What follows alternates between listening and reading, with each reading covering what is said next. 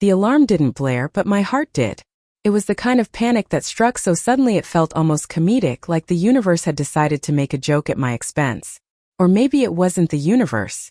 Maybe it was just the girl sitting across from me, the one I had spent an entire semester trying not to fall in love with. Her name was Elena Hartley, and at the moment, she was staring at the locked library doors like she could melt them open with sheer will. She couldn't. I knew this because I'd been trying the exact same thing for the last 3 minutes. "You've got to be kidding me," I muttered, tugging lightly at the handle again. "Nothing." Elena pressed her forehead to the glass with a defeated groan. "They said the library closes at 10. "It is 10, I pointed out. "No, it's like 10:01. She pulled back, brushing a loose strand of light brown hair out of her face. "Who closes a university library this fast? There should be a warning shot or something." I smiled despite myself. "Should we sue? I think we deserve at least emotional compensation." The overhead lights hummed softly, the only sound left in the enormous library. Outside, the sky over North Carolina State University had already gone dark, students long gone. Campus pathways now lit only by street lamps and the occasional passing bike light. Inside it was just us. Me. Her. The realization settled in my chest like a warm coal not burning but glowing. I should have been terrified. Instead, I was suddenly stupidly aware of how close we were standing. Elena exhaled hard and turned back toward the central tables. "Okay. Well. Worst case, we wait it out. Campus security does rounds, right? In theory." She shot me a look. "In theory." I shrugged. "Budget cuts." Her whole face crumpled into despair, and for some reason, the sight tugged a laugh out of me. She narrowed her eyes at me, trying and failing to look annoyed. "You're way too calm about this," she said. "I'm an art student. Emotional chaos fuels us." That is such a stereotype. But is it wrong? She hesitated. "No," we moved back to our table, the place we had taken over earlier in the evening for a shared research project. My sketchbook still lay open, a charcoal drawing half finished in the center of the page. Elena's laptop was glowing with a dozen tabs, color-coded and arranged like a visual representation of her personality. Organized, steady, warm. I had never planned on being friends with her. I had certainly never planned on falling for her. But here we were. She sank into the chair across from mine, leaning back with a sigh that rustled the pages of her notebook. "Great. Just great. Locked in the library with the girl who refuses to admit she's smarter than me." "I'm not smarter," I said automatically. "You are absolutely smarter." I shook my head. "See? Even your denial is smart." I rolled my eyes, but she was smiling, and it did terrible things to my ability to breathe. "Do you think we can call someone?" she asked. "My phone is at 5%. I doubt it'll survive long enough." "Mine's dead," she said dramatically. "Died heroically, showing me a cat video." "Important research," I murmured. "For my soul, yes." She pulled her knees up onto the chair, hugging them loosely. She always sat that way, curled up, somehow both self-contained and inviting. I wondered what it felt like to be held by someone like her. Someone soft. Someone warm. Someone I'd wanted for far too long. I looked away before my thoughts could show on my face. Outside, a faint wind rattled the tall windows. Inside, the rows of books seemed to lean in, creating a cocoon around us, wood, paper and quiet breathing. "This is like the start of a horror movie," Elena said. "Only if you start acting suspicious," I teased. "Suspicious," she gasped, clutching her chest dramatically. "I'm adorable." "You are," I agreed before I could stop myself. She froze. Just for a second. Then she smiled, slow, surprised and heart-melting. "Thanks," she whispered. I pretended to busy myself with my sketchbook, flipping to a blank page even though my hand was shaky. She leaned forward suddenly, eyes bright. "Can you draw me?" My heart slammed against my ribs. "What? Right now?" "Yeah." Her expression softened. Hesitant. "You once said you draw people better when you're around them. And we're stuck here. So maybe." She trailed off, chewing her lip, her nervous habit. I swallowed. "Okay," I said. "If you're sure." "I trust you." The words hit me like an arrow. She didn't say them lightly, not Elena Hartley, who guarded her feelings like delicate seedlings. Her trust wasn't something you got by accident. I turned the page again, buying myself a moment to breathe. Sit comfortably, I said. She shifted slightly, letting her legs drop back down, her posture relaxing into something natural, intimate. The soft library lights cast a warm glow over her face, highlighting the freckles across her nose, the gentle slope of her cheekbones, and the thoughtful crease between her brows. I began to sketch. Lines first soft, searching. I had drawn her before, secretly, in my dorm room. But never like this. Never while she watched me. You're really focused, she whispered after a minute. I don't want to mess it up. You won't. Elena's voice was quiet in the cavernous room, like we were alone in the world and the world didn't mind. What made you pick art? She asked. My grandmother, I replied. She said drawing teaches you how to see people. Really see them. Do you think you see me? Elena asked softly. My pencil paused. I could have lied. I could have laughed it off. Instead I whispered, too well. She stilled, breath-catching. What does that mean? I didn't answer. Not yet. Not when the words were too heavy, too dangerous, too close to everything I'd buried since the semester began. She didn't push. She never pushed. That was the problem. She was gentle, kind, patient. Exactly the type of person someone like me would fall for. Time passed quietly, comfortably. The kind of silence that wasn't empty but alive. At some point, Elena moved her chair closer to mine to see the drawing. I didn't realize how close she'd gotten until her knee brushed mine under the table. My hand faltered. Sorry, she whispered, though she didn't move away. It's okay, I whispered back. Her legs stayed pressed lightly against mine, warm through our jeans. When I finished the sketch, I turned the sketchbook toward her. Her breath hitched. This is. She blinked rapidly. This is beautiful. It's just a sketch. No, she said firmly. This is how you see me. I swallowed hard. Yes. She looked at the drawing again, her expression softening into something fragile, something shimmering. You draw me like I matter, she murmured. You do, I said before I could stop myself. The air shifted, thickened, deepened. Elena looked up at me. Really looked. Why do you say things like that? She whispered. I froze. Like what? Things that make me feel. She stopped, struggling. Things that make me think you care about me more than you admit. My heart thundered. I opened my mouth, then stopped when she reached out and touched the edge of the sketchbook, her fingers trembling slightly. Do you? She asked softly. The library felt too quiet, too bright, too enclosed. Elena. My voice cracked. Don't ask me that. Why not? Because I don't want to ruin what we have.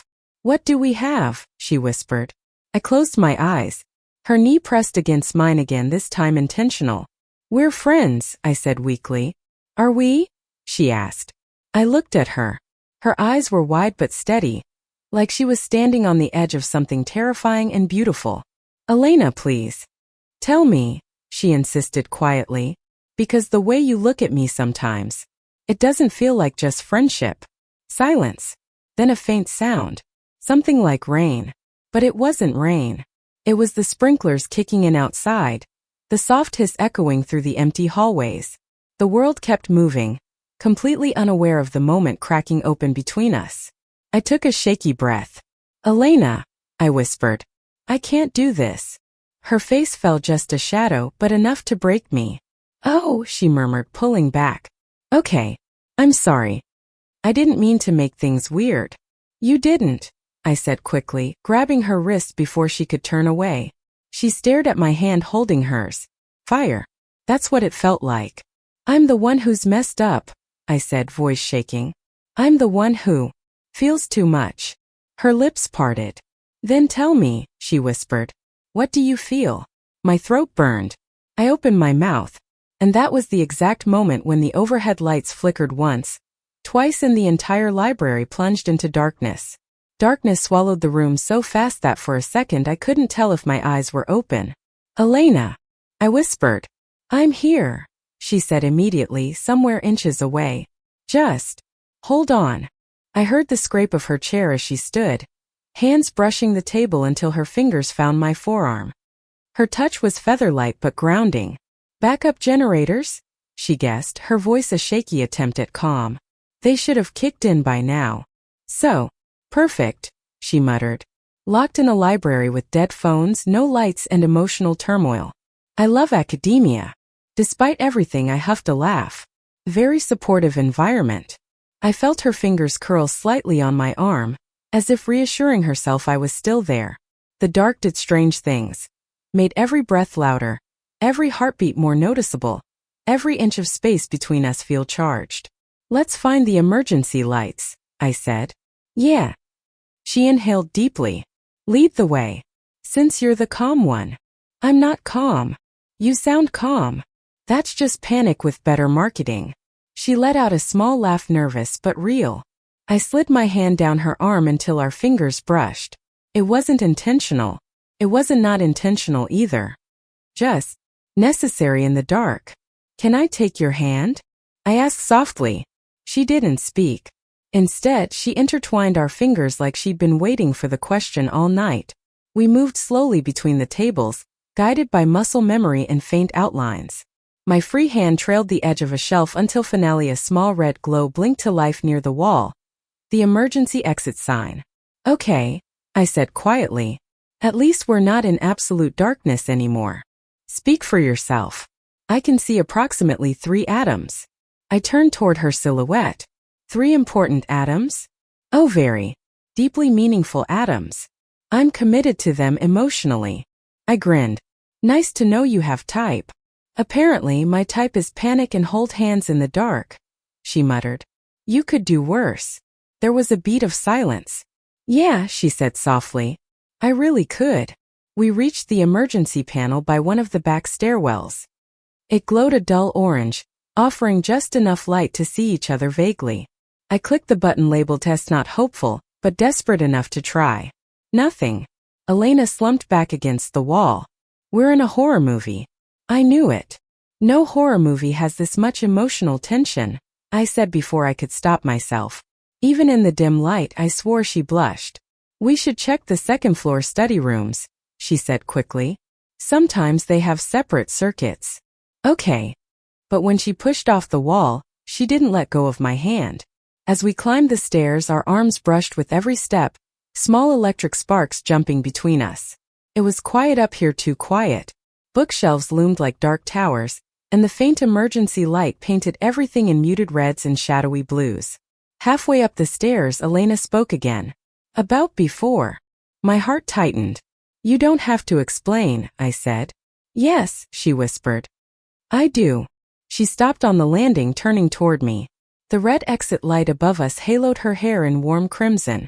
Her eyes, though shadowed, held something raw. You looked so scared when I asked how you felt, she said. I wasn't scared of you, I whispered. What were you scared of? I swallowed hard. Of wanting too much. Her breath hitched. Why is that scary? Because if I ruin what we have, I ruin one of the best parts of my life. Something in her expression softened like a wall melting into water. You think you'd ruin it, she murmured. But you don't know that. I don't want to lose you. You won't. You don't know that either. She stepped closer, slow, steady, deliberate, until her chest almost brushed mine. My back pressed lightly against the railing. Her voice trembled. But it also carried a quiet courage I'd never heard from her before.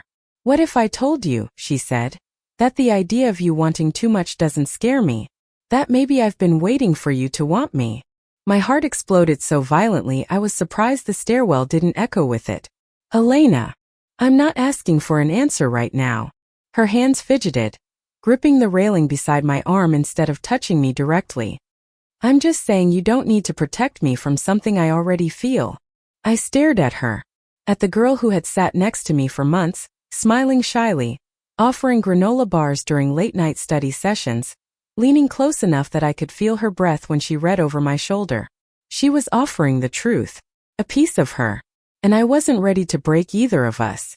So instead of answering, I reached up and tucked a strand of hair behind her ear. Her breath caught. Elena, I whispered, we'll talk. Promise. Just, not in the dark. Not like this.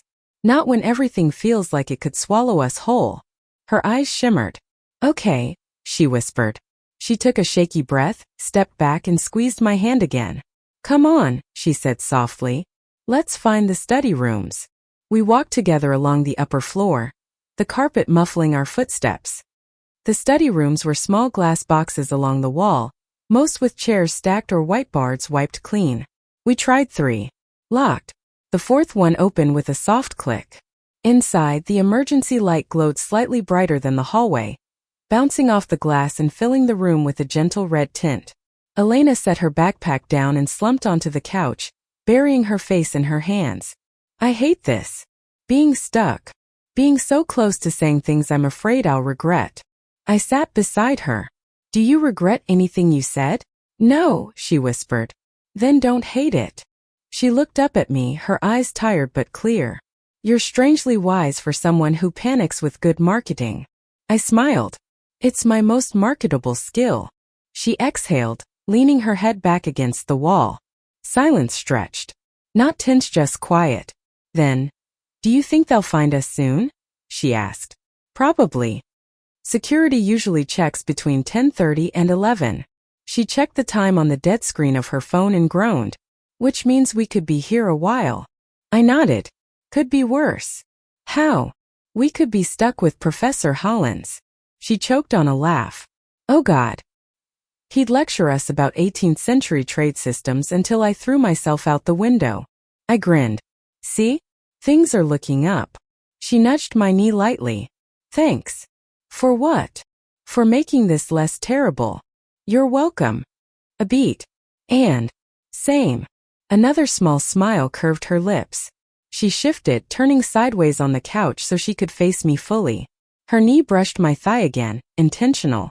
So, she said softly, since we're stuck, can you show me more of your sketches? My stomach tightened. You want to see those? Yes. She hesitated. Especially the ones of me. I froze. You knew. I whispered. She shrugged, cheeks warming. You stare at me like you're memorizing me. I figured you had to be putting that somewhere. I covered my face with my hands. That is so embarrassing. It's not, she said gently. It's flattering. I peeked at her through my fingers. She smiled. Soft. Vulnerable. I want to see, she said again. Okay. I breathed. I pulled out my sketchbook, flipping past landscapes, abstract pieces, figure studies until I reached the pages filled with her. Her laughing in a cafe. Her reading under a tree. Her leaning over a textbook, hair falling across her face. Her biting her lip in concentration. Her looking away, eyes soft and distant. She stared. Her hand covered her mouth. I didn't know you saw me like this, she whispered.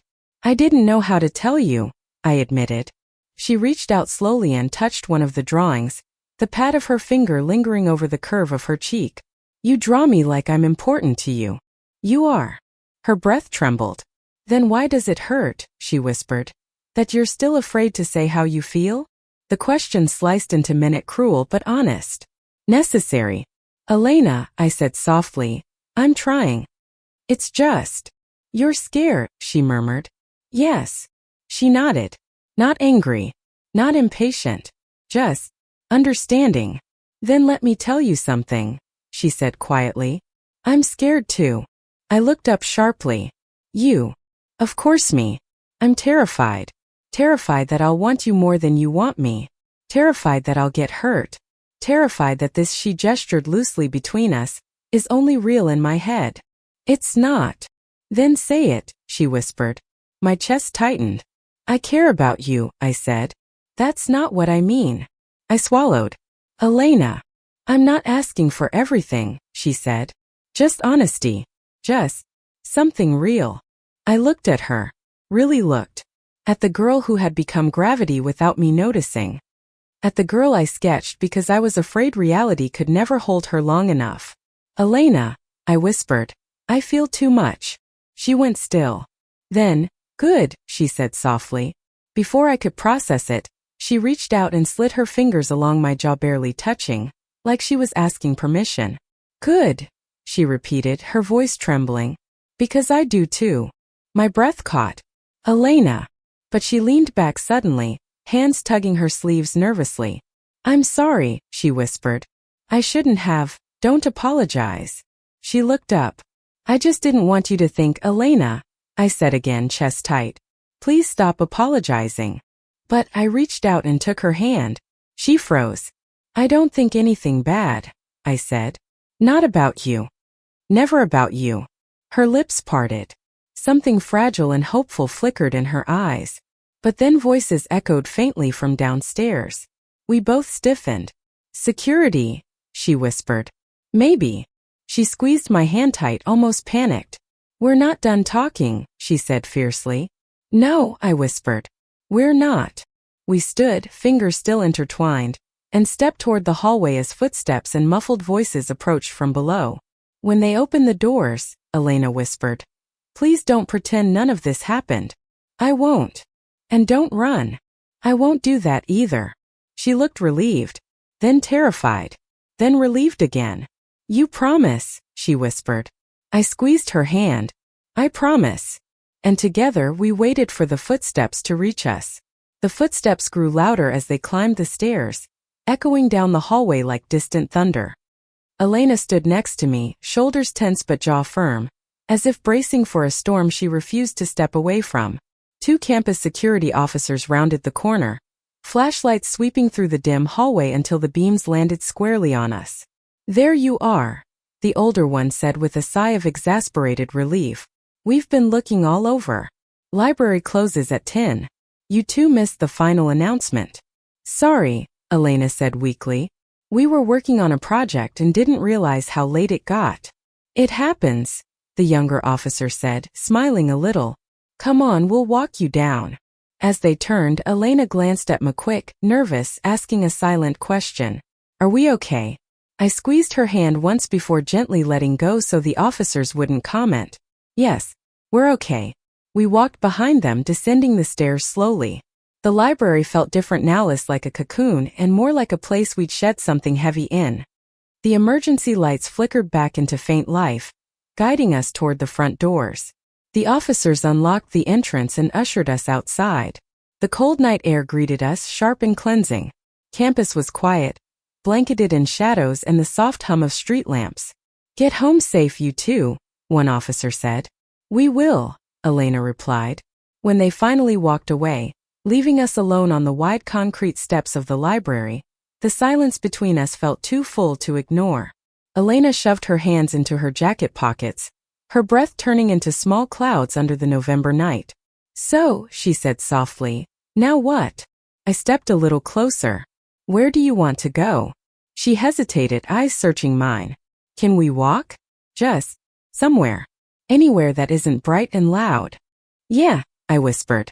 Let's walk. We headed toward the quad, our feet crunching over fallen leaves. The wind carried the scent of pine, crisp and earthy. Buildings stood tall and silent around us like watchful giants. Halfway across the lawn, Elena broke the silence. I kept thinking, she said, voice low, that once we got out of the library, everything would feel less intense, like the dark made things bigger. But it doesn't feel smaller now. She looked down at her hands. It feels even more real. I nodded, my throat tight. It is real. She exhaled shakily. I'm glad. We reached a small bench under a maple tree. Its leaves were half fallen, red and gold scattered all around like soft confetti. Elena sat first, pulling her knees up and wrapping her arms around them. I sat at a distance that lasted only 3 seconds before she shifted closer. I don't want space from you, she said quietly. Not right now. My heart softened completely. Okay. She rested her chin on her knees, looking out over the empty quad. Can I ask you something? She murmured. Anything. When did you know? She swallowed. About your feelings. I let the memory settle before speaking. The first week of class, I said. You walked into the lecture hall with your hair still messy from the rain. You looked annoyed at the weather but still smiled at the TA who handed you a worksheet. She blinked. That early? Yeah. I smiled faintly. You were warm. And I wasn't expecting to notice anyone like that. She let that sink in. I thought you didn't even know I existed for the first 2 months. I knew, I said softly, Trust me. I knew. She laughed under her braid, the fragile, disbelieving sound. Then she sobered, her voice turning quiet again. For me it was the third week, she admitted. You dropped your sketchbook, and all your drawings spilled out. You were so embarrassed, scrambling to pick them up, muttering about charcoal being evil. I stand by that. She smiled. I remember thinking your art was beautiful. And then I realized the person who made it was beautiful too. And it scared me. I looked at her, my chest tightening. Why scared? Because, she whispered, I don't fall for people easily. I don't jump. I don't trust fast. She breathed in slowly. But with you it felt like stepping into warm water. Like I didn't realize I was sinking until I was already under. My eyes stung. Elena, and tonight, she continued, in the dark, when you said you feel too much, I realized I've been waiting to hear something like that for months. I reached out tentative, but she took my hand instantly, lacing our fingers together like it was instinctive. I'm still scared, I said honestly. I know. She squeezed my hand. Me too. But I want this, I whispered. I want whatever this is between us. I'm tired of pretending I don't. Her breath shuddered out. Thank God. I laughed, a soft, disbelieving sound, breaking under the weight of everything I'd held in too long. She turned fully toward me, her legs folded, her entire body angled as if drawn by gravity. Then tell me something true, she whispered. Something only you can say. I swallowed, feeling the night pull taut around us. Something true. I think about you, I said softly. More than I should. More than I want to admit. You're the first person I look for in a room. You're the one I want to tell things to. You're the one I sketch when I'm supposed to be doing literally anything else. Her lips parted. Her eyes glistened. And I continued. You make me feel like my heart is too big and too small at the same time. Like I'm overflowing and starving all at once. Elena inhaled, sharp and trembling. That's the most painfully romantic thing I've ever heard, she whispered. I'm an art major, I muttered. It's a curse. She laughed, a real laugh, bright and warm, and it loosened something inside me so completely I almost leaned into her without thinking. She looked at Mirel. I looked, eyes drifting down to my lips before darting away. Elena, I whispered. If you're going to kiss me, please do it before I pass out. She blinked. What? I'm dying here. Her laugh was breathless.